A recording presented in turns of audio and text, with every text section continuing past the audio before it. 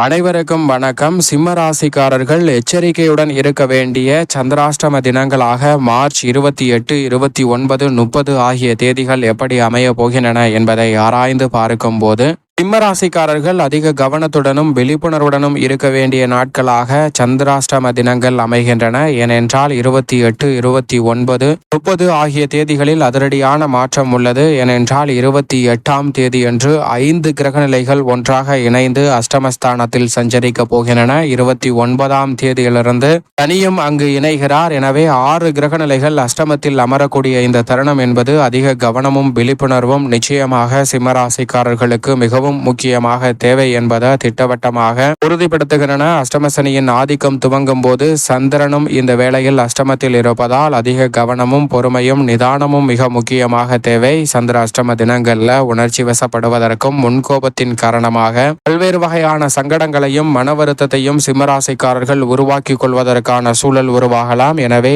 அந்த வேளையில் அதிக கவனத்துடனும் நிதானத்துடனும் பொறுமையுடனும் செயல்பட்டால் நிச்சயமாக பல்வேறு வகையான சிரமங்கள் தடைகள் தாமதங்களை தகர்த்தெறிந்து முழுமையாகவே நல்ல முன்னேற்றத்தையும் வளர்ச்சியையும் சந்திப்பதற்கான நல்ல வாய்ப்பு சிம்ம ராசிக்காரர்களுக்கு நிச்சயமாக கிடைக்கும். எனவே இந்த சந்திராஷ்டம தினங்கள்ல உணர்ச்சி வசப்பட வேண்டாம். மிக முக்கிய முடிவுகளை எடுக்க வேண்டாம். மிக முக்கியமான பணிகளை கூட சில நேரங்களில் துரிதமாக செய்து முடிக்க முடியாமல் தடையை சந்திப்பதற்கான சூழல் உருவாகலாம். அந்த நேரங்களில் அதிக கவனமும் பொறுமையும் மிக முக்கியமாக தேவை. அது மட்டுமல்லாது இந்த சந்திராஷ்டம தினங்களில் உங்களுடைய தனிப்பட்ட விஷயங்களை மற்றவர்களிடம் பகிர வேண்டாங்க. அதனால் சிம்ம ராசிக்காரர்களுக்கு தலைவலிதான் உருவாகும். அதே போன்று மற்றவர்களுடைய பிரச்சனையிலும் தலையிட வேண்டாம். அது அவர்களுக்கு சாதகமாக அமைந்தாலும் உங்களுக்கு மன வருத்தத்தையும் வேதனையையும் ஏற்படுத்தி விடலாம். எனவே இந்த சந்திராஷ்டம தினங்களில் அதிக கவனத்துடனும் விழிப்புணர்வுடனும் இருங்க. அதோடு மட்டுமல்லாது வீண் விவாதங்கள், தேவையற்ற பிரச்சனைகள், தேவையற்ற பயணங்கள் என்று தெரிந்தால் அதை அனைத்தையும் தவிர்ப்பது நல்லது. மிக முக்கியமாக பொறுமையும் நிதானமும் கடைபிடிப்பது பல சிரமங்களை உங்களுடைய வாழ்வில் இருந்து உறுதியாகவே விலக்கும். அதோடு மட்டுமல்லாது சில நேரங்களில் தேவையற்ற பிரச்சனை என்று தெரிந்தால் விட்டு கொடுத்து செல்வது நல்லது.